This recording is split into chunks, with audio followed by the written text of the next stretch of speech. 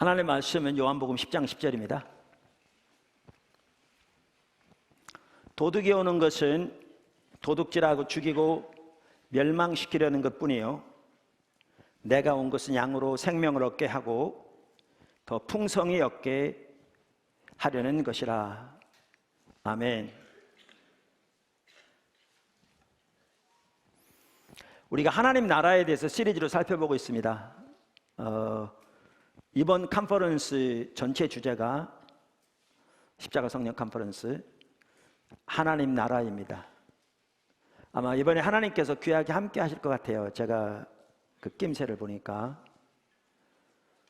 특별히 이번에 목회자 컨퍼런스 때에는 하나님 나라에 대해서 정말 실력이 있는 두 분 학자님들이 오셔서 또 특강 시간에는 강의도 하십니다. 그래서 여러분들이 이렇게 시간 내셔서 정말 하나님이 함께 하시는 현장에 은혜 받고 이렇게 하나님의 전체적인 비전을 보고 하나님 나라에 또 하나님 나라의 그 은혜가 여러분 삶 속에 넘치게 되길 축복합니다.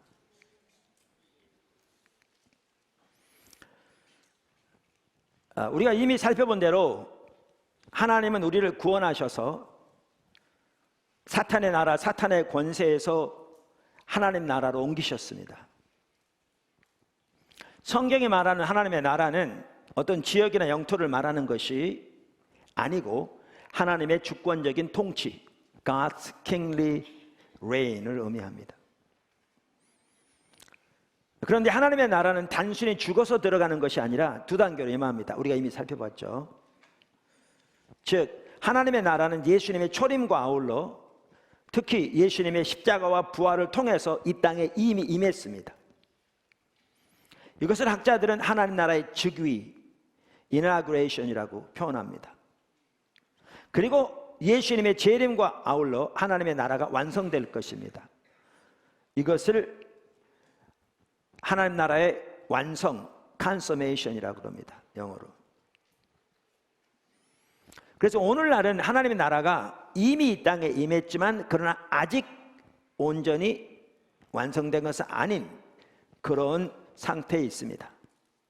그래서 오늘날의 상태를 많은 학자들이 이미 그러나 아직 아닌 영어로 already not yet 이렇게 표현합니다.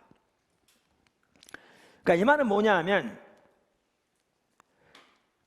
나중에 예수님의 재림과 아울러 완성될 하나님 나라의 모든 그 능력과 하나님의 공급하심과 생명과 승리와 축복이 온전한 형태는 아니지만 이미 이 땅에 우리 가운데 함께하고 있다는 것입니다. 함께하고 있다는 것이죠. 그래서 우리가 이 하나님 나라를 살펴볼 때 살펴볼 한 가지 중요한 요소가 뭐냐 하면 바로 우리가 하나님의 우리에게 예비하신 그 하나님 나라의 생명의 역사들입니다. 생명의 역사들입니다.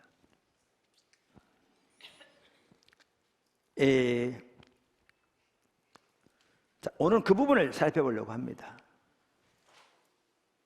사실 제가 오늘 이 설교를 하려고 하면서 이렇게 하나님께서 그러니까 우리 하나님 나라 시리즈를 살펴보는데 이 부분을 꼭 하나는 살펴봐야 되거든요. 한 번은. 그리고 이렇게 설교를 준비할 때 목회자들은 당연히 하나님과 관계에서 어떤 설교를 하기 원하시는지 하나님의 인도를 따라서 하잖아요. 근데 이 부분을 살펴보기를 원하시는 것 같아서 이렇게 준비는 했는데 한편으로는 참 쉽지 않더라고요. 왜냐하면 많은 부분은 이미 다뤘던 부분들이거든요. 여기. 그래서 분명히 주님은 그 부분을 살펴보기 원하시는데 한편으로는 이렇게 생각 때문에 참 힘들었습니다. 개인적으로. 근데 주님 분명히 원하시는 것을 이렇게 확신할 것 같았는데 확신할 수 있을 것 같았는데 근데 제가 막상 이 설교를 준비하다 보니까 오늘 설교가 지난주에 했던 설교와 정확하게 연장선상에서 이루어지고 있고 아까 광고 시간에 나눴던 하나님이 지금 포도나무 물결을 인도하고 계신 부분과 정확하게 일치되는 것 같더라고요. 그러니까 그 자리로 우리를 하나님이 지금 인도하고 계신 거죠. 인도하고 계신 거죠. 첫째, 하나님의 백성을 향한 하나님의 뜻은 처음부터 생명과 복이었습니다. 하나님의 백성을 향한 하나님의 뜻은 처음부터 생명과 복이었습니다. 하나님께서 인간을 창조하시고 아담에게 하신 말씀을 보아도 우리는 그 사실을 알 수 있습니다. 그러니까 천지 창조 때부터 인간을 향한 하나님의 뜻은 생명과 복이었습니다. 창세기 1장 27절, 하나님이 자기 형상 곧 하나님의 형상대로 사람을 창조하시되 남자와 여자를 창조하시고 하나님이 그들에게 복을 주시며 하나님이 그들에게 이르시되 생육하고 번성하여 땅에 충만하라, 땅을 정복하라, 바다의 물고기와 하늘의 새와 땅에 움직이는 모든 생물을 다스리라 하시니라. 아멘. 보십시오. 하나님의 인간을 창조하실 때부터 거기 하나님 임재가 함께하고 있었습니다. 무엇보다 하나님이 그들을 하나님과의 친밀한 교제를 나눌 가족으로 창조하셨습니다. 우리가 지난주에 살펴보았지만 타락하기 전 아담이 하나님과 얼마나 친밀한 교제 가운데 있었는가를 우리는 아담이 타락한 이후에 아담에게 찾아오셔서 그를 찾으시는 하나님의 모습에서도 볼 수 있습니다. 그러니까 그걸 보면 하나님이 수시로 아담에게 내려오셨던 걸 볼 수 있습니다. 그리고 아담의 이름을 부르시고 그를 부르셨고 아담이 자유롭게 하나님과 대화했던 것을 볼 수가 있습니다. 이처럼 하나님은 인간을 창조하시되 하나님과 친밀한 교제로 창조하셨고 타락하기 전 인간은 하나님과 친밀한 교제 가운데 있었습니다. 뿐만 아니라 하나님은 인간을 하나님의 형상으로 창조하셨는데 우리가 이미 구원 시리즈에서 살펴본 것처럼 이 형상은 왕권, 영광과도 밀접한 관계가 있습니다. 그래서 하나님은 인간을 하나님의 왕적 대리인으로 하나님의 모든 피조물을 다스리도록 창조하신 겁니다. 유대인의 전승에 의하면 타락하기 전 아담에게 하나님의 영광이 덧입혀져 있었다, 이렇게 기록되어 있습니다. 뿐만 아니라 거기엔 하나님의 공급이 있었습니다. 하나님의 인도하심이 있었습니다. 하나님의 보호하심이 있었습니다. 부부 사이에도 온전한 화합이 있었습니다. 자연계도 인간에게 협조적이었습니다. 그리고 하나님은 인간을 창조하실 때부터 영원한 생명을 위하여 창조하셨습니다. 에덴 동산에 있었던 생명나무가 그것을 보여줍니다. 이와 같이 하나님께서 인간을 창조하실 때부터 인간을 향한 하나님의 계획은, 뜻은, 의도는 축복과 생명이었습니다. 그게 넘치는 삶이었습니다. 한 가지, 하나님께서 인류에게 의도하신 삶은 하나님 중심적인 삶이었습니다. 선악을 알게 하는 나무를 거기에 두신 것이 그것을 명확하게 보여줍니다. 인간을 창조하실 때 하나님의 주권적인 통치 아래 살도록 창조하셨고, 인간이 하나님의 주권적인 통치 아래서 하나님 중심적인 삶을 살 때에 하나님께서 예비하신 그 모든 승리와 그 모든 축복과 그 모든 생명이 그들의 삶 속에 넘치게 돼 있었습니다. 그런데 인류가 타락했습니다.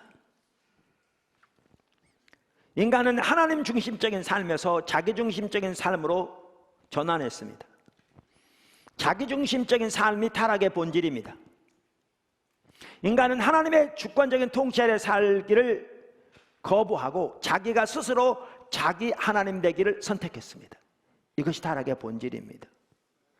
그래서 자기 목적을 위해 자기 방법대로 자기 자원으로 살기를 추구했습니다.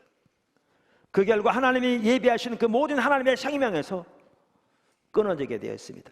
그리고 우리가 이미 살펴본 대로 죄와 사망과 사탄의 노예가 되게 되었습니다.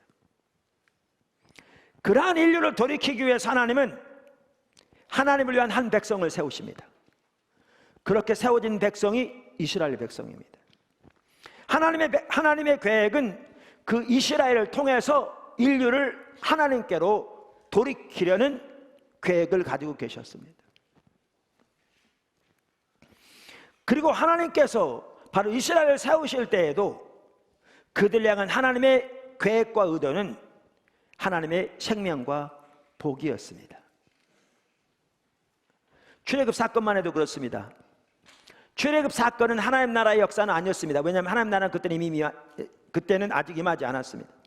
그러니까 예수님의 삶과 사역 안에서 하나님 나라가 이 땅에 임했거든요. 이 현재 약한 세대 속으로 임했습니다.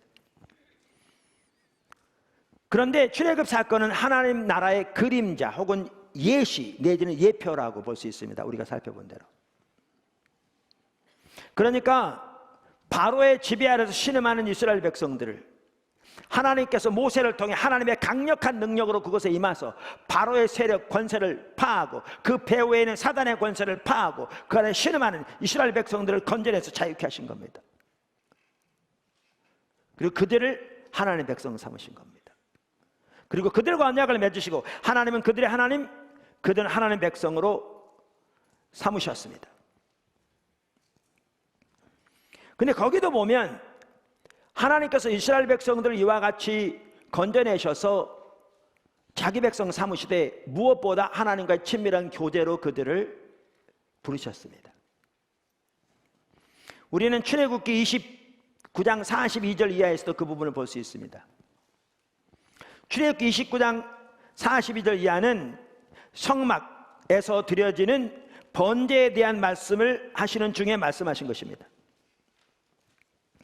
이는 너희가 대대로 여호와 앞 회막 문에서 늘 드릴 번제라. 내가 거기서 너희와 만나고 네게 말하리라.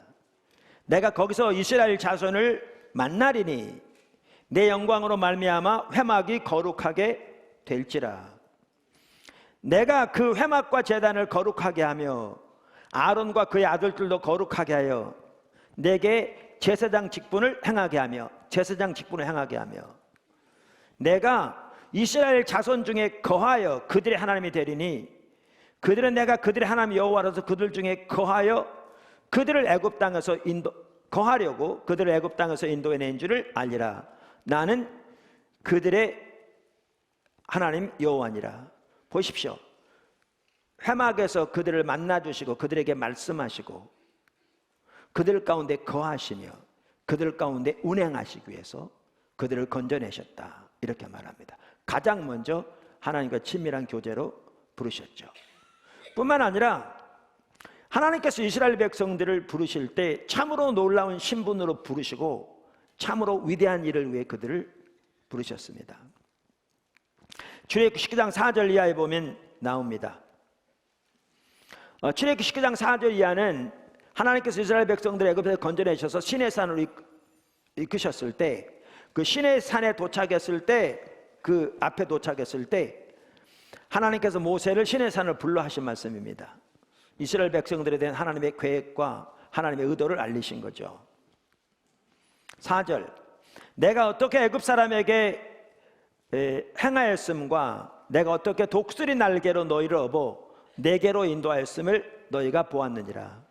여러 차례 살펴본 것처럼 우리는 일반적으로 생각하기를 하나님께서 애굽에서 이스라엘 백성들을 건져내셔서 그 놀라운 능력으로 가나안 땅으로 인도하셨다, 그리고 가나안 땅으로 인도하기 위해 그들을 애굽에서 건져내셨다, 이렇게 생각하는 경우가 많은데, 이 구절에 보면 하나님은 그들을 애굽에서 건져내시되 하나님께로 인도하려고 건져내는 걸 볼 수 있습니다. 그것이 하나님의 목적이었습니다. 즉 하나님과 친밀한 교제로 인도하시기 위해서 애굽에서 건져내셨습니다.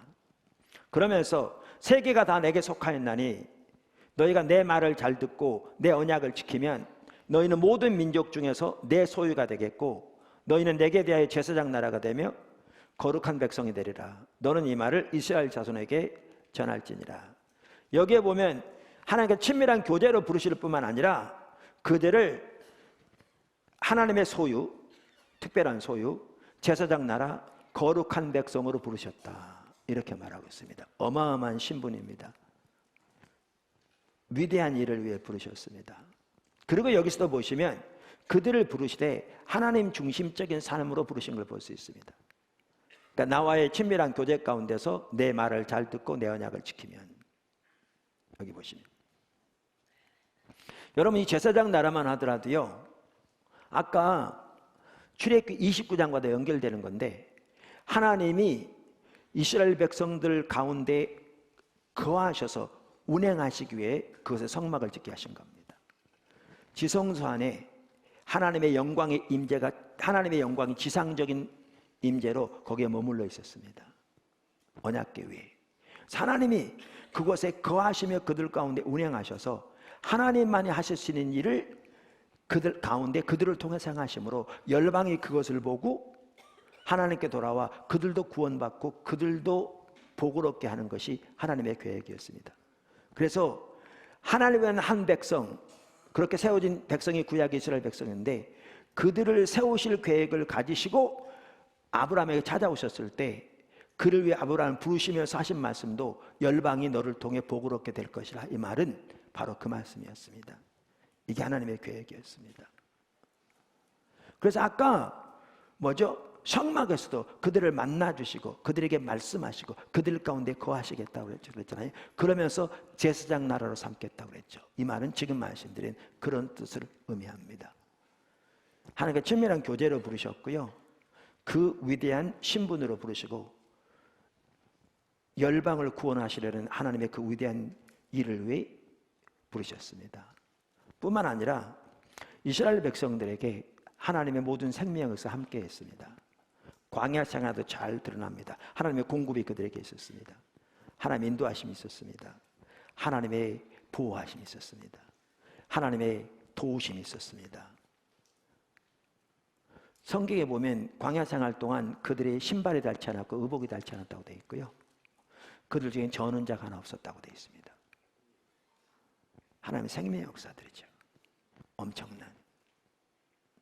뿐만 아니라 하나님이 그들을 빚으셨습니다. 제가 늘 말씀드린 대로 하나님이 이스라엘 위해서 가지고 계신 하나님의 계획은 그토록 놀라운 거였습니다. 그런데 그들이 애굽에서 살던 그 삶의 자세와 태도와 가치와 목표와 목적을 가지고 이 하나님의 위대한 일을 위해 쓰임받을 수 있겠냐고요.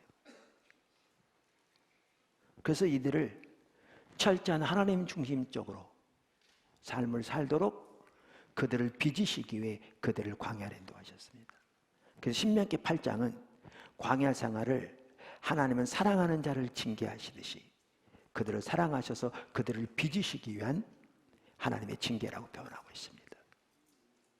하나님 중심의 삶을 살도록. 이렇게 하나님이 이스라엘을 부르실 때에도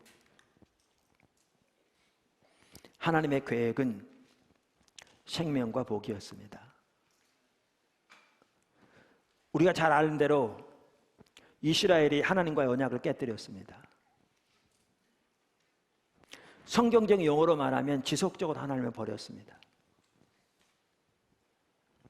하나님께서 그들을 부르신 것은 그들이 다른 모든 민족 중에서 강한 민족이었기 때문이 아닙니다. 우리도 세상에서 외교하려면, 그리고 세상의 어떤 외교에서 또 정치에서 살아남으려면 강대국과 서로 조약을 맺고 동맹이 돼야 되잖아요. 근데 하나님의 이 땅에서 하나님의 일을 펼쳐가기 위해서 강대국 택한 게 아니었습니다. 전혀. 어떻게 보면 가장 약한 이스라엘을 택하셨습니다. 왜?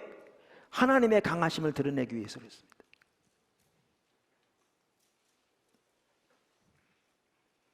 하나님의 강하심. 그들의 모든 연약함에도 불구하고 그들을 사랑하셔서 그들을 하나님 백성으로 삼으신 겁니다. 하나님의 소유, 제사장 나라 거룩한 백성으로 삼으신 거죠. 그리고 그 위대한 계획을 펼쳐가기 원하신 겁니다. 근데 그들은 그들 가운데 함께하는 하나님의 그 위대한 놀라운 역사를 하나님의 은혜로 이해하기보다 자기들 때문에 그렇게 된 것으로 간주하게 되었죠. 타락하게 된 겁니다. 그러니까 영적인 우월감이 하늘을 찌르게 되었습니다.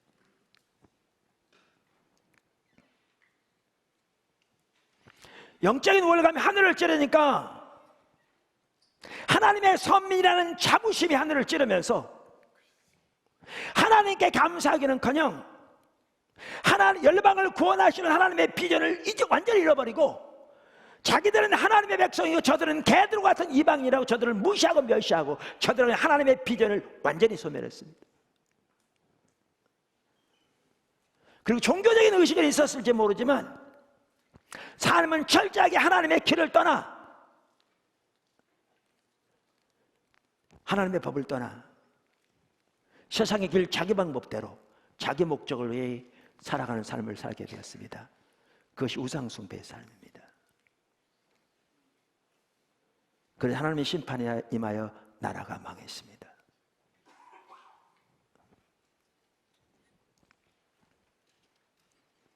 그러자 하나님께서 하나님의 아들 예수 그리스도를 이 땅에 보내셨습니다. 그리고 그 하나님의 아들이 십자가에 못 박혀 돌아가심으로 인류를 위한 구속의 역사를 이루시고 이제 예수님 안에서 유대인과 이방인을 합하여 한 새 백성을 만드셨습니다. 그것이 신약의 교회입니다. 그 신약의 교회입니다. 이사야 하반부 하더라도 세 종류의 종이 나온다고 그랬잖아요. 그게 구속사를 정확하게 표현하고 있거든요. 그 이사야 하반부에 나오는 종 한 종류는 이스라엘이죠. 성경에 이스라엘 써 있어요. 종. 그들은 불충한 종이었습니다. 이사야 하반부가 어떤 부분입니까? 저들이 하나님을 버린 걸로 하나님의 심판이 임해서 남방 유다가 바벨론 포로로 잡혀간 상황을 염두에 두고 쓰여진 거죠. 훨씬 그 이전에. 그래서 이스라엘은 불충한 종이었죠. 근데 이사야 하면 또 다른 종류의 종이 나온다고요. 그 종이 인류의 구속을 위해서 오실 고난받는 하나님의 종이죠. 메시아, 예수 그리스도. 종으로 오신 메시아. 그런데 그 예수 그리스도가 어떻게, 그러니까 메시아가 어떻게 표현되어 있냐면 참 이스라엘로 표현된다고. 이 말은 이스라엘의 완성자요, 이스라엘의 대표자로 표현된 거죠. 그래서 제가 십자가 모양을 옆으로 뉘은 걸 이렇게 해놓으면서 여기가 이스라엘이면 그 꼭지점이 예수라. 그럼 어떤 학자들은 이스라엘이 예수 그리스도 안으로 merge into, 흡수된다, 이렇게 표현한다고요. 무슨 말이냐? 저 불충한 이스라엘이 예수 그리스도에게 흡수되는 거죠. 이스라엘 대표자요 완성자로서 이분이 십자가 못 박혀 돌아가신 거죠. 우리 모두의 죄를 위해. 그리고 이사야 하반부에는 또 다른 종류의 종이 나오는데 그들이 누구냐? 이 고난받는 하나님의 종에게 속한 자들, 그 후손들, 유대인과 이방인을 합한 이들이 신약의 교회죠. 하나님이 한 새 백성을 만드신, 이게 구속의 역사가 선명하게 드러났죠. 그런데 하나님께서 이렇게 새 이스라엘을 만드시면서 하나님의 한 새 백성을 만드시면서 그들에게 예비하신 것도 하나님의 생명과 복이었습니다. 우리가 지난주에 살펴봤는데 하나님은 무엇보다 신약의 교회를 하나님과 친밀한 교제로 부르셨습니다. 그래서 요한에서 1장 3절은 우리의 구원을, 우리의 신앙을 한마디로 하나님과의 사귐이라 이렇게 말하고 있고, 우리가 지난주에 바로 살펴본 것처럼 하나님이 우리를 얼마나 친밀한 교제로 부르셨는지를 우리는 어디서 볼 수 있냐면 하나님이 우리를 자녀 삼으시고 우리를 하여금 하나님을 아바, 아버지라고 부르게 하신 그 아바라는 단어 속에도 우리를 얼마나 두려울 만한 친밀함으로 우리를 부르셨는가를 볼 수 있다라고 지난주에 바로 살펴봤습니다. 뿐만 아니라 신약의 교회에 하나님 백성들 가운데 하나님 임재가 함께 하십니다. 하나님이 하나님의 성령을 우리 속에 두셨습니다. 하나님이 우리 각자 속에 거하시는 겁니다. 개개인의 성도와 교회 안에. 그래서 로마서 8장 15절 16절 이렇게 말하죠. 너희는 다시 무서워하는 종의 영을 받지 아니하고 양자의 영을 받았으므로 우리가 아빠 아버지라 부르짖느니라. 성령이 친히 우리의 영과 더불어 우리가 하나님의 자녀인 것을 증언하시나니. 갈라디아서 4장 6절 너희가 아들임으로 하나님이 그 아들의 영 성령을 우리 마음 가운데 보내사 아빠 아버지라 부르게 하셨느니라. 여러분, 하나님의 영이 우리 가운데 와 계신다는 사실이 얼마나 놀라운 사실인지 아십니까? 얼마나 놀라운 하나님의 임재를 의미하는지 아십니까? 하나님은 창조하실 때부터 인간이 하나님의 임재 가운데 머물러 하나님과 교제하도록 창조하셨다고 그랬잖아요. 구약에 하나님께서 그것을 실현시키기 위해서 성막을 세우시고 하나님의 영광이 지상적인 임재로 거기에 머물러 계셨다고 그랬잖아요. 제가 가끔 이 부분을 인용하는데요, 저는 이걸 보면 볼수록 정말 이렇게 사모하는 마음이 있어요. 미국의 베이커 출판사에서 나온 성경 백과사전에 하나님의 임재에 대한 부분에 보면 이렇게 나옵니다. 구약에 대해서 이렇게 나와요. 임재에 대한 매우 강한 강조와 아울러 하나님의 임재가 특정한 위치에 자리 잡을 수 있다는 확신이 매우 두드러진다. 하나님의 임재가 이스라엘을 하나님의 백성으로 만들었다. 그것이 없이, 즉 하나님의 임재가 없이 그들은, 이스라엘 백성은 그렇게 되기를, 하나님 백성이 되기를 중단했을 것이다. 성막은 하나님께서 그분의 백성들과 만나는 회막, 텐트 미팅, 만남의 장막이었다. 하나님의 언약궤는 하나님께서 스랍들 위에 좌정해 계시는 곳이었다. 언약궤가 하나님의 임재를 보증했다. 그런데 신약에도 이렇게 말합니다. 그러나 신약에서는 교회가 이제 하나님의 성전을 구성한다. 기독교는 본질적으로 하나님의 임재와 하나님과의 대화의 종교이다. 그리스도의 몸, 교회죠. 산돌들로 이루어진 영적인 성전은 하나님의 임재와 영광의 창고이고 구약시대의 성전보다 무한정 더 위대하다. 구약의 지성소보다 무한정 더 위대한 하나님의 임재와 영광의 창고가 하나님의 의도하신 신약의 교회와 각 성도입니다. 성경에 보면 제가 이런 설교를 쭉 하면요, 많은 사람들이 별로 마음에 와닿지 않습니다. 왜냐하면 이론적으로 다 알거든요. 근데 왜 와닿지 않는가? 그것을 이론적으로만 알기 때문에요. 조금 더 나올 텐데, 하나님이 예비하신 이 생명이 이토록 놀랍다는 것은 단순히 그것을 이론적으로 알라고 하신 게 아니라 그 생명의 역사가 실제로 우리의 삶 속에 함께 하도록 의도된 것인데,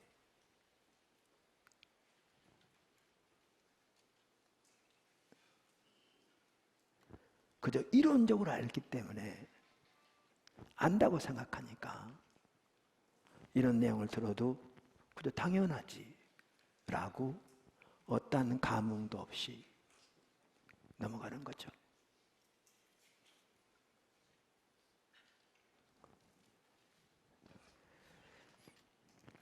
뿐만 아니라 하나님께서 신약의 교회에 주신 하나님의 위대한 소명이 뭔지 아십니까? 하나님이 구약에서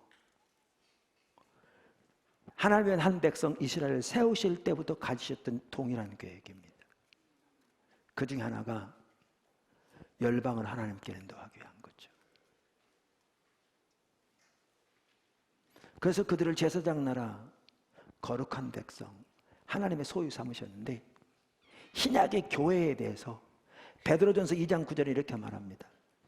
그러나 너희는 택하신 족속이요 왕같은 제사장들이요 거룩한 나라요 그의 소유된 백성이니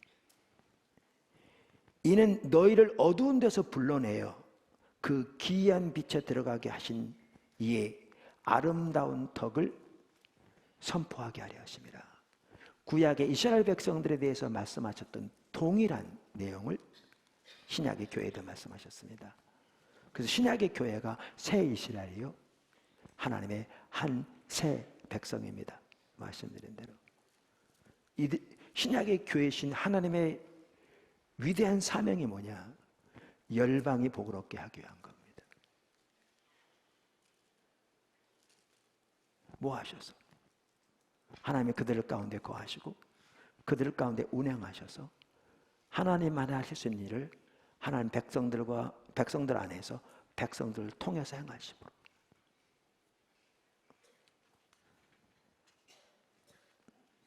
뿐만 아니라 신약의 교회에 주신 하나님의 지위와 권세가 너무나 놀랍습니다. 너무나 놀랍습니다. 제가 지난주 이 부분도 좀 살펴볼까 하다 제 기억에 아마 못 살펴봤을 겁니다. 시간이 많지 않아서. 그리고 이 부분은 물론 과거에도 살펴봤습니다. 근데 우리가 이 부분을 어디서 볼 수 있냐면 에베소서 1장에서 이런 볼 수 있습니다. 1장과 2장에서. 우리가 여러 차례 살펴본 것처럼 에베소 지역 외곽에는 고대 7대 불가사의 중에 하나라고 손꼽히던 아데미스 신전이 있었습니다. 그래서 에베소에는 여러 지역에서 온 그 이방신을 섬기는 순례자들로 가득했고, 그 도시 전체가 그 우상 숭배로 인해서 먹고 살았습니다. 그 외에 다른 많은 우상을 숭배했을 것이고, 바울은 그러한 도시에 사는 이제 예수님을 믿고 하나님의 백성이 된 지 얼마 되지 않은 영적인 어린아이와 같은 성도들에게 편지하면서 그들과 함께하는 하나님의 능력에 대해서 언급합니다. 그러면서 1장 19절에 이렇게 말하죠. 기도하는 내용입니다. 사도 바울이 그들을 위해. 그의 힘의 위력으로 역사하심을 따라 믿는 우리에게 베푸신 능력의 지극히 크심이 어떠한 것을 너희로 알게 하시기를 구하노라. 그러니까 사도 바울은 지금 에베소 교회와, 이건 오늘날 우리도 마찬가지겠죠, 에베소 교회와 함께하고 있는 하나님의 능력이 얼마나 큰 것인가를 너희가 알기 원한다, 이렇게 지금 표현하고 있는 거죠. 그러면서 그 능력이 얼마나 큰 것인가를 표현하기 위해 그가 동원할 수 있는 강력한 용어들을 다 동원합니다. 힘, 위력, 역사, 능력, 지극히 크심 등. 그런데 그 용어들을 다 사용함에도 불구하고 지금 바울이 저들과 함께하고 있는 하나님의 능력이 너무나 큰데 그걸 좀 설명하고 싶은데 그걸 다 설명할 수 없는 겁니다. 이 용어를 다 동원해도. 그러니까 바울이 예를 듭니다. 예를. 이 능력이 얼마나 큰가, 그 예를. 그 다음 절부터. 그래서 이렇게 말하죠. 그의 능력이, 이게 번역이 잘못된다는 거라고 그랬죠. 원어에 보면 그의 능력이 그러면 안 되고요, 그 능력이 그렇게 번역해야 더 옳습니다. 당연히 그 능력은 하나님의 능력이죠. 그렇게 번역해 옳기 때문에 개역 한글에 그렇게 되어 있고요, 영어 성경 중에서도 많은 주된 영어 성경이 다 그렇게 번역하고 있습니다. 여기 그 능력이란 말은 무슨 뜻이냐면 바로 19절에 나오는 에베소 교회 성도들과 함께하고 있는 그 하나님의 능력을 말합니다. 그렇게 표현하기 원해도 그 능력의 크심을 표현하는 게 부족해서 지금 예를 드는 거죠. 그 동일한 능력이 예수 그리스도 안에서 역사하사 죽은 자들 가운데 살리시고, 예수님을 다시 살리시고 하늘에서 자기의 오른편에 앉히사 모든 통치와 권세와 능력과 주권과 이 세상뿐 아니라 오는 세상에 일컫는 모든 이름 위에 뛰어나게 하시고 또 모든 만물을 그의 발 아래 복종하게 하시고 그를 만물 위의 교회의 머리로 주셨느니라. 그 능력이 지금 성도들과 함께 한다는 거죠. 그 능력이. 근데 여기 있어서 그렇습니다. 지난번에 살펴본 것처럼 우리에게 중요한 두 가지 지식이 매우 중요하다고 그랬는데, 지난주에 바로 살펴본 대로 그 놀라운 능력이 함께 하고 있는데 중요한 건 뭐냐 하면 그것을 아는 것이 중요하죠. 지적으로뿐만 아니라 영적으로. 지난주 살펴본 것처럼. 그래서 사도 바울도 그들에게 편지하면서 우리 주 예수 그리스도 하나님 영광의 아버지께서 지혜와 계시의 영을 너에게 주사 하나님을 알게 하실 뿐만 아니라 너의 마음 눈을 밝히셔서 너희와 함께 하시는 이 하나님의 능력이 얼마나 큰 것인가를 너희로 알게 하시기를 원하노라 이렇게 말하죠. 그러니까 하나님의 그 어마어마한 능력이 함께 하는 것과 그것을 알고 그 위에 믿음으로 서는 그 완전히 다른 차원이거든요. 그래서 지난주 설교가 그렇게 중요한 거죠. 그런데 이렇게 말하고 난 다음에 사도 바울이 2장에서 말한 내용을 보면 그리스도의 권세가 나옵니다. 그러니까 성도의 권세가, 그리고 영적인 지위가. 무슨 말이냐면 이렇게 하나님이 예수님을 죽은 자 가운데 살리셔서 하나님 보좌 우편에 앉히시되 모든 통치, 권세, 능력, 주권, 그리고 이 세상뿐 아니라 온 세상에 있는 모든 이름 위에 뛰어나게 하셨다고 했어요. 근데 여기 말하는 통치, 권세, 능력, 주권 등은 다 천사 혹은 사탄의 세계를 가리킵니다. 그러니까 타락한 천사들이 사탄의 세력들이거든요. 그래서 성경은 한편으로는 그 능력, 통치, 권세 이란 것들이 예수님에 의해 예수님을 위해 예수님에게 창조됐다고 성경은 말하고 있고요. 골로새 1장 16절. 반면에 다른 성경에서는 그것들이 우리가 싸우는 영적 대적이라고 되어 있어요. 에베소 6장 12절에 혼동되죠. 이게 천사의 세계를 가리킵니다. 그리고 사탄의 세력들은 타락한 천사들입니다. 그러니까 이렇게 되는 겁니다. 그래서 페트라 주석도 이렇게 말하죠. 이 부분에 대해서 모든 정사와 권세와 능력과 주관하는 자, 이것은 하나님과 적대하는 초자연적인 악한 세력으로 네 가지 명칭의 특별한 순서나 격차 혹은 직급을 나타내는 것은 아니다. 천사의 세계를 말합니다. 근데 제가 말하고자 하는 말을 이해하려면 간단한 설명이 좀 더 필요한데요. 골로새서 1장 6절에 보면 하나님이 창조하신 모든 피조의 세계를 둘로 나눕니다. 보이는 세계와 보이지 않는 세계. 보이는 세계는 우리 눈에 보이는 우주 만물의 세계입니다. 보이는 세계에서 만물의 영장은 하나님께서 하나님의 형상으로 창조하셔서 그에게 왕적인 권세를 주신 인간입니다. 보이지 않는 세계는 두 가지가 있습니다. 천사의 세계와 창조주의 세계입니다.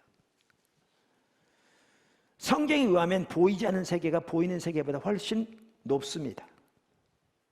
그래서 하나님께서 인간을 하나님의 형상으로 창조하셔서 그에게 왕적인 권세를 덧입히시고 그로 하여금 하나님을 대표하고 대신해서 하나님께서 만드신 모든 다른 피조물들을 다스리게 하셨음에도 불구하고 성경은 인간을 천사보다 조금 못하게 창조하셨다고 표현합니다. 사실 시편 8편 기자는 그토록 천사보다 못한 인간에게 하나님이 그토록 놀라운 하나님의 영화와 존귀를 관시하는 것에 대해서 감탄하고 있습니다. 감탄하고 있습니다. 그래서 시편 8편 4절에 이렇게 말하죠. 사람이 무엇이건대 주께서 그를 생각하시며 인자가 무엇이건대 사람의 아들 인자가 무엇이기에 주께서 그를 돌보시나이까. 그를 하나님보다 조금 못하게 하시고 영화 존귀로 간시우셨나이다. 자, 개정 한글에는 성경에는 하나님보다 조금 못하게 하시고 그랬잖아요. 제가 성경을 찾아보니까 원어에는 하나님보다 못하게 하시고 그게 맞아요. 근데 여기는 천사를 의미해요. 이 단어는. 그래서 개역 한글에는 그렇게 되어 있고요. 영어 성경 킹 제임스, NIV, ESV, 뉴 킹 제임스 다 그렇게 천사로 번역하고 있어요. 실제로 뭐죠? 히브리서 2장 7절, 신약 성경 히브리서 2장 7절은 구약 시편 8편 5절을 인용하고 있는데 그 구약 8편 5절을 인용하는 히브리서에서는 이것을 천사로 말하고 있어요.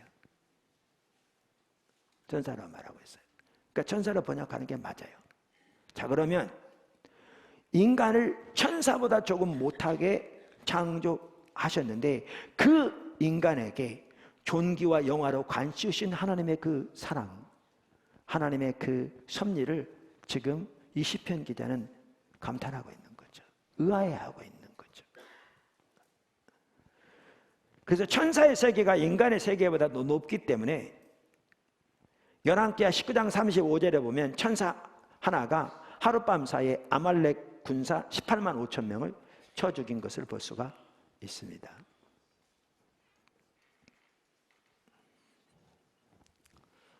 한 가지, 이렇게 천사의 세계는 인간의 세계보다 뛰어나고 사탄의 세계도 천사의 세계에 속한 것이기 때문에 우리가 우리의 육신적인 힘과 지혜와 능력으로 사탄의 세력들을 이길 수 없습니다. 우리의 육신적인 힘과 지혜와 능력으로 사탄의 세력들을 이길 수 없습니다.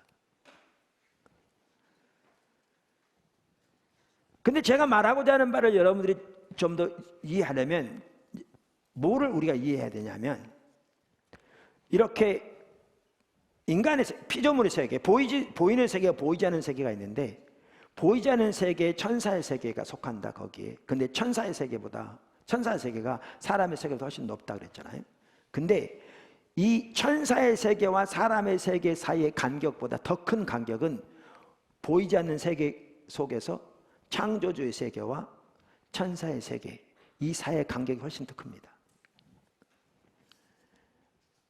왜냐하면 천사들이나 사탄의 세력들은 인간의 세계보다 더 높은 세계에 속한 자들일지 모르지만 그럼에도 불구하고 그들은 피조물에 불과합니다. 반면에 하나님은 창조되지 않은 창조자로서 하나님의 세계는 천사의 세계보다 비교도 안 될 만큼 높습니다. 그래서 우리말 성경에 하나님께서 예수님을 죽은 자들 가운데 살리셔서, 아까 뭐라고 돼 있었냐면 죽은 자들 가운데서 다시 살리시고 하늘에서 자기의 오른편에 앉히사, 이렇게 돼 있는데 그 다음에 모든 이름에 뛰어나게 하시고 이렇게 돼 있는데요. 그냥 뛰어나게 하셨다 이렇게 돼 있는데 원래 원어에 보면 이 앞에 접두사가 붙어서 강조되어 있습니다. 그러니까 이 말은 훨씬 뛰어나게, 그 말이죠. 그래서 NIV 성경이 ASB, RSB, NIV, ESV 등 주요 영어 성경도 다 거기에 동일하게 뭐라고 번역하고 있냐면 far above, 훨씬 높게 이렇게 번역하고 있습니다. 그러면 이 말이죠. 이 천사의 세계보다 하나님의 세계는 비교도 안 될 만큼 훨씬 높은 창조의 세계인 거죠. 자, 이제 제 배경을 설명했는데, 그러고 난 다음에 사도 바울은 2장에서 이렇게 얘기합니다. 우리의 구원에 대해서. 4절 에베소서. 긍휼이 풍성하신 하나님이 우리를 사랑하신 그 큰 사랑을 인하여 허물과 죽은 우리를 그리스도와 함께 살리셨고 너희가 은혜로 구원을 받은 것이라. 또 함께 일으키사 그리스도 안에서 함께 하늘에 앉히시니 이는 그리스도 예수 안에서 우리에게 자비하심으로써 그 은혜의 지극히 풍성함을 여러 세대에 나타내려 하심이라. 여기 보시면 하나님이 예수님을 죽은 자들 가운데 다시 살리셔서 이 모든 천사들의 세계와는 비교도 안 될 만큼 높은 하나님 보좌 우편에 앉으셨다 그랬는데, 성경은 뭐라고 말하느냐? 우리가 예수를 믿는다는 것은 예수님과 함께 연합되는 것이고, 예수님과 함께 우리 옛사람이 죽을 뿐만 아니라 다시 살아 새로운 피조물로 우리 영이 새롭게 태어날 뿐만 아니라 우리가 예수님과 함께 하나님 보좌 우편에 앉게 되었다. 이게 우리 믿는 자에게 주신 권세와 영적인 지위입니다. 어마어마한 내용입니다.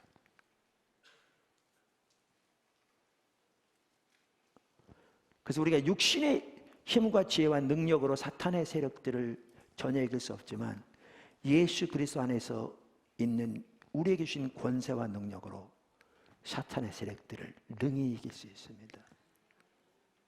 이기고도 남습니다. 이것이 기독교인에게 주신 영적인 지위와 권세입니다. 하나님께서 인간을 창조하실 때 왕적 대리인으로서 하나님의 영광과 권세가 그 위에 덧입혀져 있었다고 그랬는데 우리 인간을 구원하셔서 하나님의 백성에게 주신 지위와 권세는 하나님 보좌 우편에 예수와 함께 앉는 그 영적인 지위와 권세를 주신 것입니다.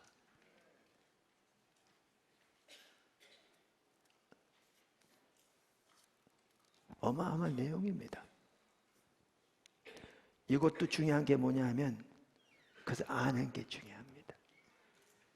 단순히 지적으로 아는 게 아니라 다트, 지난주 살펴본 것처럼 지적으로 동시에 영적으로 아는 게 중요합니다. 뿐만 아니라 하나님 나라의 백성인 우리들에게 함께한 하나님의 생명 역사 참으로 놀랍습니다. 제가 토요일 날 우리 기초성경 공부하면서 지난 2주 동안에 사실 그 부분 살펴보았는데 제 책 우리의 위대한 구원입니다. 참으로 놀랍죠. 예를 들면 성경에 보면 하나님께서 우리의 필요를 머리카락까지 세신 바 되실 만큼 아실 뿐만 아니라 우리의 필요를 채우십니다. 때로는 우리가 미처 구하기도 전에 하나님 우리의 기도를 들으십니다. 하나님의 자녀들의 삶을 주관하셔서 합력하여 선을 이루게 하십니다. 하나님은 하나님의 자녀들의 삶을 빚어가십니다.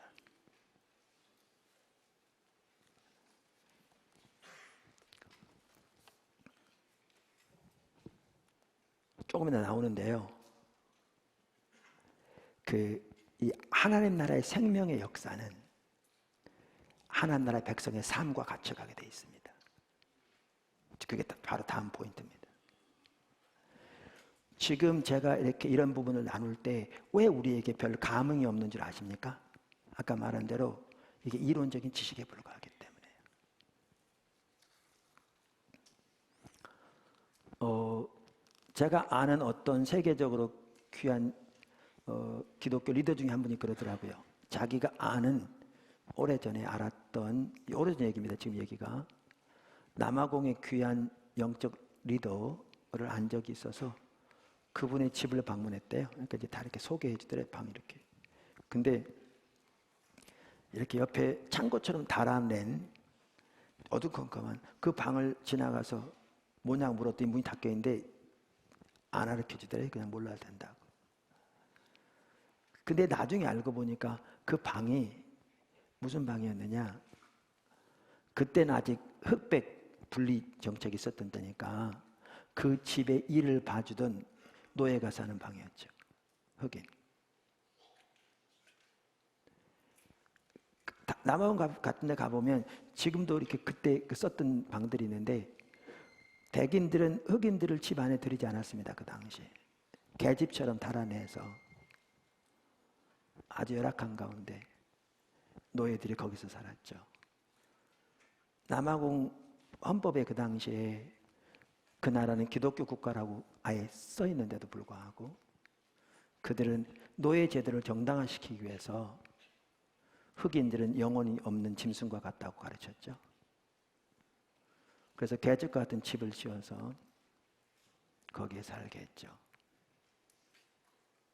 자, 보십시오. 그분은 세계적으로 잘 알려진 귀한 영적 리더였는데 그 삶의 영역에는 하나님의 통치가 없었죠. 하나님의 왕적인 다스림이 없었다고요. 그러니까 하나님 생명이 없죠. 하나님의 나라는 하나님의 통치인데 다스리심인데 하나님이 왕으로 다스리신 곳에만 하나님의 생명의 역사가 있죠. 근데 그 영역에는 하나님의 통치가 없으니까 거기에 흑암이 있고 죄가 있고 어둠이 있는 것이죠. 어둠이 있는 것이죠.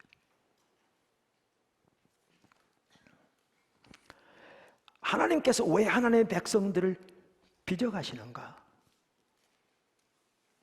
구약에 이스라엘 백성들을 빚으시기 위해서 광야에서 빚으셨다고 신명기 8장이 말하고 있듯이 히브리서 12장에 보면 사랑하는 자를 징계하신다. 징계, 다스림, 꾸지람 다 같은 말이거든요. 이걸 연단이라고 표현하죠. 그러니까 금덩어리가 들어있는 이 바위덩어리를, 금이 들어있는 바위덩어리를 이렇게 풀무불 가운데 넣으면, 이걸 쉽게 표현해서 영광로 속에 넣으면 찌그러는데 타버리고 순금이 가라앉잖아요. 이거를 우리가 재련한다고 그러나요? 그런 것처럼 하나님이 우리를 빚어가시는 이 다루심을 이렇게 표현하죠. 단련한다, 혹은 징계하신다, 채찍질. 아까 말씀드린 대로 하나님께서 우리를 위대한 신분으로, 위대한 그 지위로, 하나님을 아바라 부르는 그 친밀한 교제로, 거룩한 백성으로, 하나님의 소유된 백성으로 우리를 구원하실 뿐만 아니라 그 지위가 하나님의 보좌 우편에 앉는 그 영적인 지위로, 그 권세로 우리 주시고, 열방을 하나님께로 인도하기 위한 그 위대한 소명으로 우리를 부르시고, 그렇게 하기 위해서 하나님이 우리 가운데 거하시되 구약의 지성소와는 무한정도 위대한 하나님의 영광과 임재로 교회 가운데, 우리 가운데 거하시기 원하시고, 우리 가운데 거하시며 우리 가운데 운행하시고 우리를 지도하시고 인도하시고 우리 가운데 하나님만이 하시는 일을 행하심으로 열방이 그걸 보고 하나님께 돌아와 열방이 구원 얻도록 제사장 나라로 우리를 삼으셔서, 이것이 하나님의 계획인데, 우리가 예수님을 알지 못했던 그 당시에 가지고 살던 삶의 가치, 삶의 태도, 삶의 자세, 삶의 방법, 삶의 목표, 삶의 목적을 그대로 가지고 어떻게 이 하나님의 위대한 일을 감당할 수 있겠냐고요.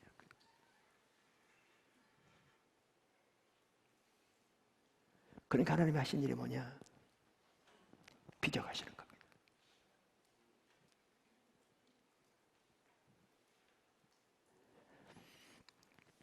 사실 하나님의 빚어가심이 아까 말씀드린 대로 하나님의 사랑의 표현입니다. 너희가 친자녀이기 때문에 빚어간다고, 성경에. 너희에게 징계가 없으면 사상자라고. 사실 성경에 보면요, 이 땅에 우리가 살아있는 동안 임하는 하나님의 진노를 뭐라고 표현하고 있는가? 로마서 1장도 그렇고 다른 성경도 그렇고 하나님이 내어버려 두사, 이렇게 말하고 있습니다. God gave them over. 하나님의 길을 떠나 자기 방식대로 살아가는데 하나님의 간섭이 없는 게, 그게 하나님의 진노입니다. 성경에 가면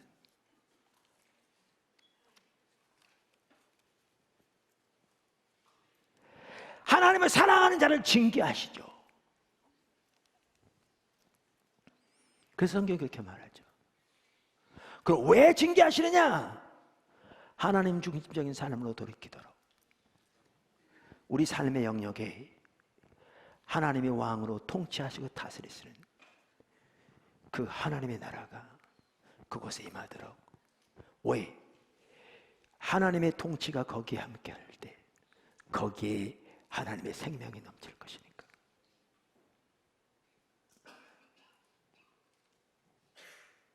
그리고 그걸 통해 하나님이 역사하셔서, 그 영역을 통해 하나님이 역사하셔서 하나님의 계획하시고 목적하신 바가 하나님의 능력으로 이루어질 것이니까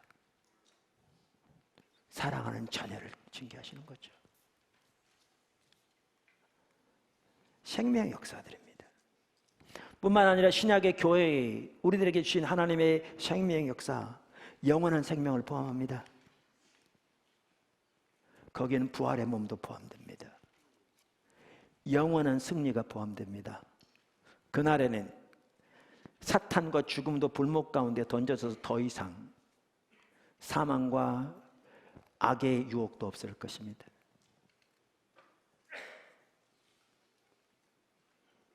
이게 신약의 교회에 주신 하나님의 의도하신 생명의 역사입니다. 생명의 역사입니다.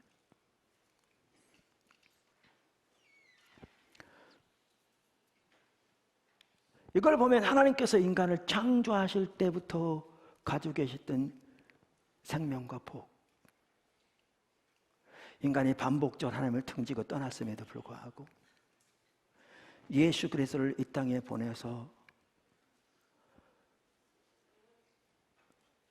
하나님의 구속 역사를 이루시고 우리를 위해서 예비하신 하나님의 생명과 복은 인간을 창조하셨을 때의 생명과 복보다 더 위대한, 더 놀라운, 더 큰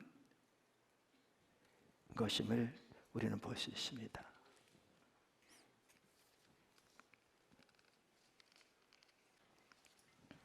두 번째, 하나님의 생명을 누리는 것은 하나님의 백성의 삶을 사는 것과 같이 갑니다.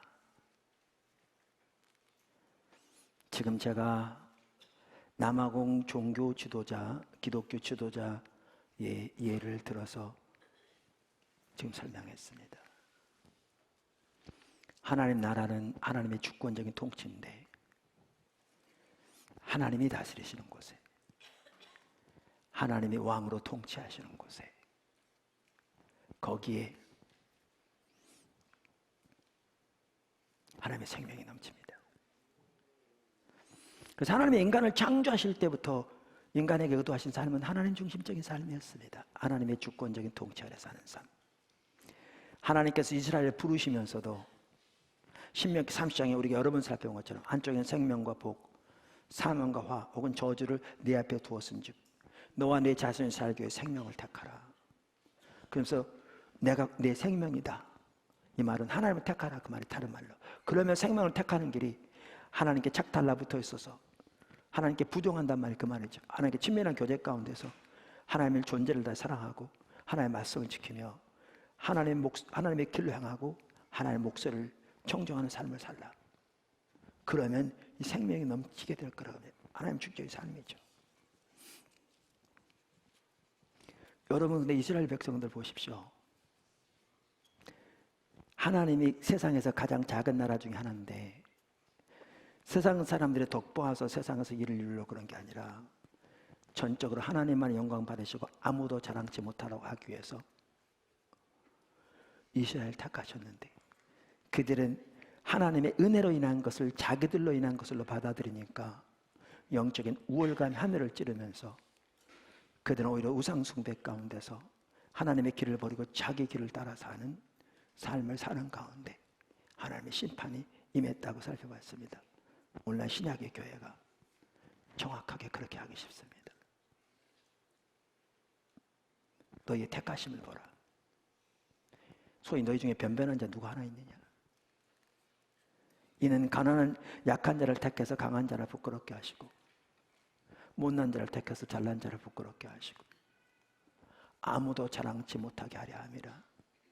그런데 너희는 어찌하여 너희가 받지 않은 것이 단 하나가 없거늘 받지 않은 것처럼 행동하느냐.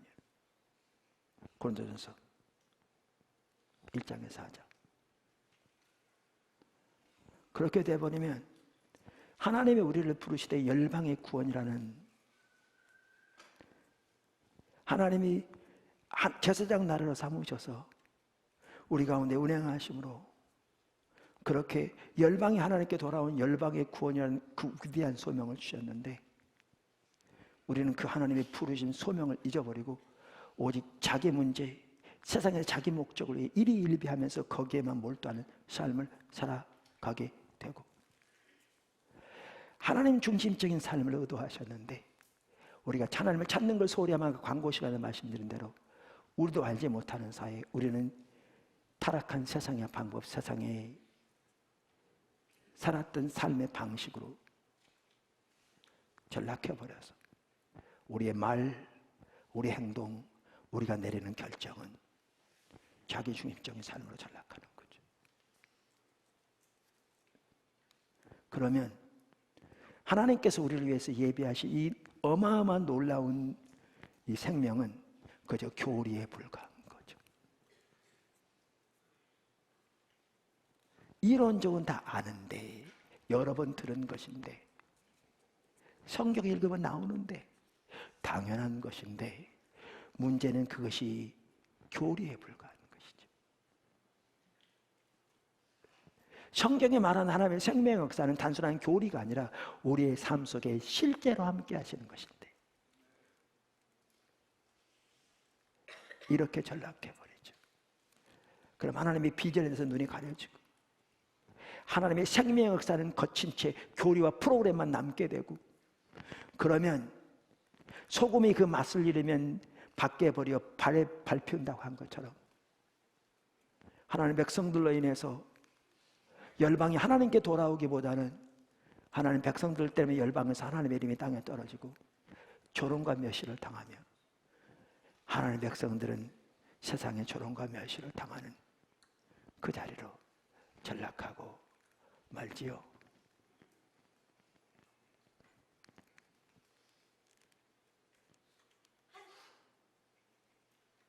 오늘날처럼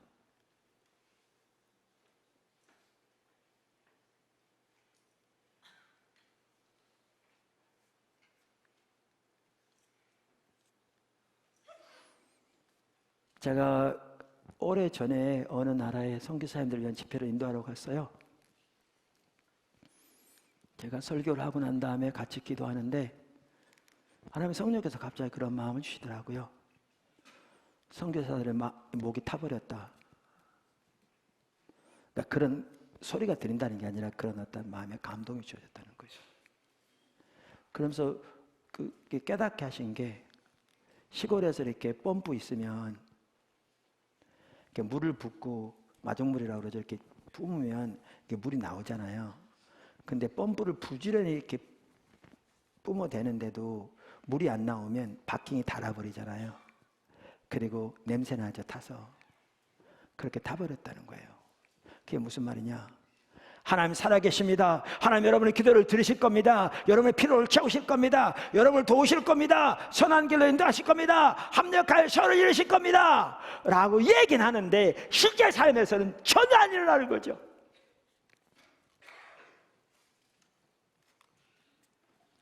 근데 이게 그 나라의 선교사님들이 얘기만이냐고요. 이게 목회자들이 얘기만이냐고요. 교리만 남은 거죠. 이론만 남은 거죠. 이 하나님의 생명의 역사는 이렇게 교리와 단순한 이론이 아닌데,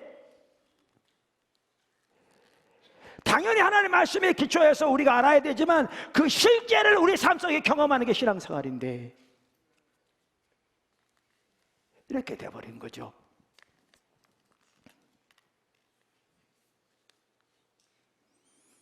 그래서 포도나무 교회만 하더라도요, 가장 기본적인 것으로 돌아가야 합니다. 여러분, 그럼 하나님 나라의 백성의 삶 많이 있겠죠? 근데 우리가 딱 이렇게 간단하게 기억할 수 있도록 해야 되거든요. 왜냐하면 성도들이 뭐 성경책 가지고 다니면서 일일이 볼 수는 없으니까. 뭐 직장 다니면서 이럴 때 어떻게 하지? 성경 어디에 있지? 할 수는 없잖아요. 그리고 뭐 성경 전체를 외워가지고 어떻게 할 수도 없는 거잖아요. 그래서 우리의 신앙 핵심을 가장 간단하게 핵심대로 요약해서 그 삶을 살면 되는 건데, 하나님 나라의 백성의 삶을 핵심적으로 말하면 두 가지로 말하고 있었어요. 신앙의 본질과 하나님 중심의 삶. 정확하게. 신앙의 본질은요, 두 가지여서죠. 첫째는 하나님과 친밀한 교제, 즉 하나님을 알고 하나님의 존재를 내 사랑하는 삶. 그 다음에 두 번째는 하나님의 행하심을 보고 우리의 온 사람을 동참하는 삶. 이게 신앙의 본질이고요. 이거와 분리되지 않게 같이 가는 게 뭔지 아십니까? 그게 하나님 중심적인 삶이에요. 하나님 중심적인 삶은 특징이 크게 세 가지가 있어요. 하나님의 자원으로 사는 삶, 하나님의 목적을 위해 사는 삶, 하나님의 방법으로 사는 삶. 이것을 가장 잘 보여주는 성경이 요한복음이에요. 성경 66권 중에서 이 부분을 또렷하고 정확하게 보여주는 성경이 요한복음이에요. 그래서 요한복음, 요한일서 다 같은 저자에 쓰여진 건데, 우리의 신앙을 한마디로 하나님께 사귐이라고 표현할 뿐만 아니라 요한일서 1장 3절에서 그걸 다른 말로 하나님 아는 것이라고 그러는데, 요한복음 17장 3절에서는 영생은 하나님과 예수님을 아는 것이다 이렇게 표현하죠. 그러면서 요한복음에 보면 포도나무 교회 이름이 거기서 나온 요한복음 15장에 포도나무의 삶이 나오는데 그게 두 가지입니다. 그 요소가 정확하게. 그러니까 예수님이 먼저 포도나무의 삶을 사셨어요. 그리고 우리에게 포도나무의 삶을 살라고 말씀하세요. 그러면 예수님이 살았던 포도나무의 삶에는요, 정확하게 두 가지 요소가 있습니다. 하나가 뭐냐? 하나가 친밀한 교제입니다. 그것을 성경은 뭐라고 표현하고 있는가? 예수님이 아버지 안에, 아버지가 예수님 안에. 그리고 그 친밀한 교제 가운데서 예수님 전하신 말씀도 예수님이 하신 모든 사역도 나왔다고 성경은 말합니다. 제가 두 구절 읽어보겠습니다. 요한복음 10장 37절 38절. 만일 내가 내 아버지의 일을 행하지 아니하거든 나를 믿지 말려니와 내가 행하거든 나를 믿지 아니할지라도 그 일은 믿으라. 그러면 너희가 아버지께서 내 안에 계시고 내가 아버지 안에 있음을 깨달아 알리라. 이 관계에서 모든 게 나왔다는 거예요. 그러면서 또한 요한복음 14장 10절에서 12절. 내가 아버지 안에 거하고 아버지가 내 안에 계신 것을 내가 믿지 아니하느냐? 내가 너에게 이르는 말이 스스로 하는 것이 아니라 아버지께서 내 안에 계셔서 그의 일을 하시는 것이라. 내가 아버지 안에 거하고 아버지께서 내 안에 계심을 믿으라. 그렇지 못하겠거든 행하는 그 일로 인하여 나를 믿으라. 보십시오.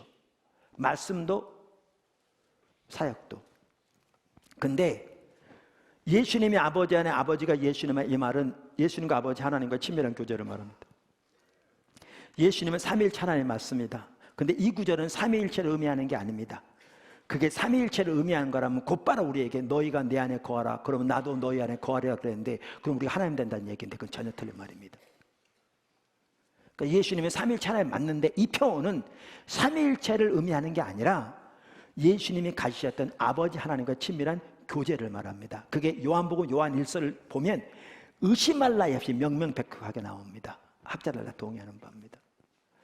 그러면서 요한복음 15장에 뭐라고 그랬는데 우리에게 4절 5절 너희가 내 안에 거하라. 그러면 나도 내 안에 거하리라. 친밀한 교제. 그 다음에 요한복음에 보면 또 이 한 가지 요소가 뭡니까? 이게 요한복음 5장 17절 19절 20절에 나오는데 아버지가 오늘까지 일하시니 나도 일한다. 그러므로 내가 진실로 진실로 너에게 이르노니 아들이 아버지께서 하신 일을 보지 않고는 아무것도 스스로 할 수 없나니 아버지께서 행하시는 그것을 아들도 그와 같이 행하느니라. 아버지께서 아들을 사랑하사 자기가 행하시는 것을 다 아들에게 보이시고 이렇게 말하죠. 그러니까 하나님이 행하시고 하나님 행하시는 분 예수님도 행하셨는데 예수님은 스스로 아무것도 할 수 없고 아버지 행하신 거 보고 그것을 행했다. 아버지가 아들을 사랑하셔서 아들에게 아버지 행하심을 보이셨다. 근데 그러면서 우리에게 뭐라고 그러는 줄 아세요? 너희가 내 안에 거하라 나도 너희 안에 거하리라. 그러면서 가지가 포도나무에 붙어있지 않으면 스스로 열매를 맺을 수 없음 같이 너희도 내 안에 있지 않으면 그러하리라. 너희가 나를 떠나서는 아무것도 스스로 할 수 없다. 정확하게 똑같은 말입니다. 그러니까 요한복음에 보면 우리의 신앙을 한마디로 뭐라고 요약하고 있는가? 하나님과 친밀한 교제와 하나님의 행하실 무건사람을 동참하는 겁니다. 이게 신앙의 본질입니다. 근데 이 요한복음에 보면 예수님이 누구보다 하나님 중심적인 삶을 살았던 것을 명명백백하게 강조하고 있습니다. 이 신앙의 본질과 같이 가는 게 뭐냐? 하나님 중심적인 삶입니다. 하나님의 자원으로 하나님의 목적을 위해 하나님의 방법으로. 이게 하나님 나라의 백성의 삶입니다. 한마디로 줄여서 이 삶에서 포도나무 지체들이 자라나야 합니다. 몇 마디 여기저기 들었다고 아는 게 아니고 이 삶을 배우고 살고 자라나야 합니다. 자라나야 합니다. 근데 이 삶을 살 때에 놀라운 역사가 있습니다. 하나는 거기에 하나님의 생명의 역사가 넘칩니다. 그게 요한복음 10장입니다. 요한복음 10장에서 예수님은 자신을 선한 목자로 우리를 양으로 비유하셨습니다. 근데 여러분 거기 보면요 목자가 양을 위해 사신 일이 많습니다. 우리의 생명을 내어주고 등등. 그런데 양이 하는 것 딱 두 가지가 있어. 거기 보면 하나가 뭔지 아십니까? 지금 말씀드린 그 신앙이 거기도 정확하게 똑같이 됩니다. 하나는 목자 대신 예수님과 친밀한 교제죠. 그래서 10장 14절 15절 이렇게 말합니다. 나는 선한 목자라 나는 내 양을 알고 양도 나를 아는 것이 아버지께서 나를 아시고 내가 아버지를 아는 것 같으니 나는 양을 위하여 목숨을 버리노라. 보십시오. 하나님이 의도하신 우리의 신앙, 하나님과 예수님 사이의 친밀한 교제와 똑같은 그 친밀한 교제로 우리를 부르신 겁니다. 이거 우리의 목표겠지만 이것을 말하기 위해 양과 목자의 비유를 드신 겁니다. 또 하나 이유가 뭐냐? 27절 양은 내 음성을 들으며 나는 그들을 알며 그들은 나를 따르느니라.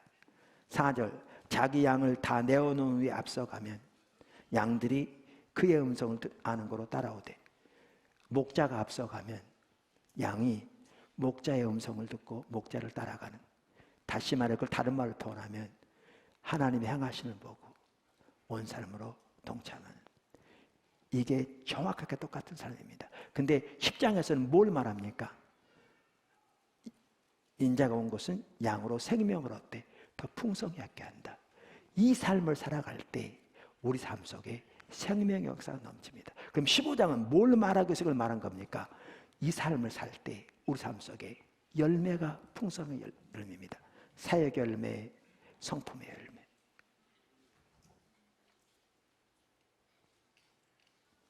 이게 우리 신앙생활입니다.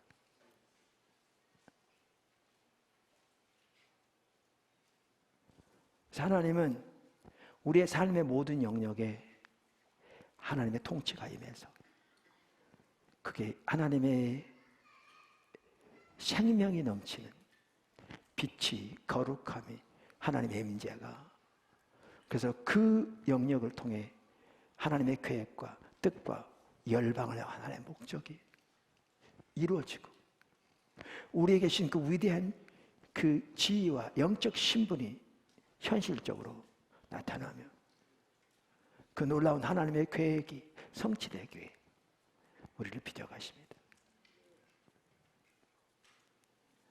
그래서 포도나무 지체들이 새로운 마음으로 다시 새롭게 철저하게 신앙의 본질, 하나님이 중심적인 삶, 한마디로 말하면 그 십자가 복음의 삶입니다. 거기에 그 삶을 배우고 살고 자라나기를 추구해야 합니다. 그래서 하나님의 생명이 여러분 삶 속에 넘칠 뿐만 아니라 열방을 향한 하나님의 계획이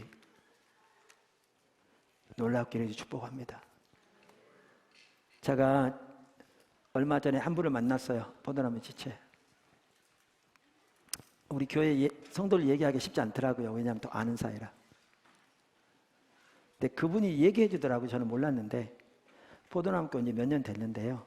여기 올 때 자녀 문제가 심각했고요. 저도 아는데 정말 심각했어요. 그냥 보통 심각한 게 아니었고요. 완전히 빚더미에 있었고요. 그래서 삶의 여러 영역에 정말 이렇게 부도난 상태라고 그럴까? 그래서 여기 올 때 가까운 교회 가까운 데 이사 오려고 그러는데 월세에 가장 싼 걸 구하느라고 시간이 많이 걸릴 정도로 그것도 하나님이 이렇게 인도해 주셔서 하게 됐는데 이렇게 오셨더라고요. 오셨는데 그렇게 주님을 추구하고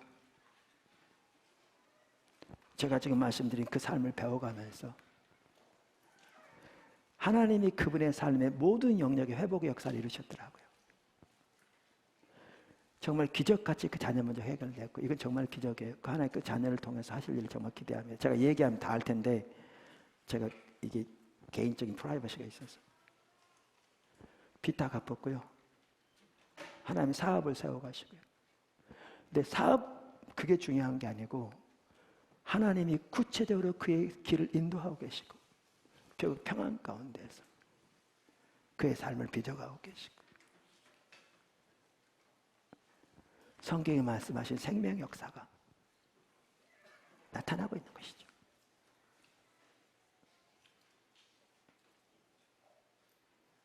그렇게 하다 보니까 주변에 이제 친척들, 그 친척들에 무너진 사람이 많은데 그들을 인도하기 시작하고 있는 거죠. 그러면서 그들 가운데도 열매가 나타나기 시작하고 있는 거예요.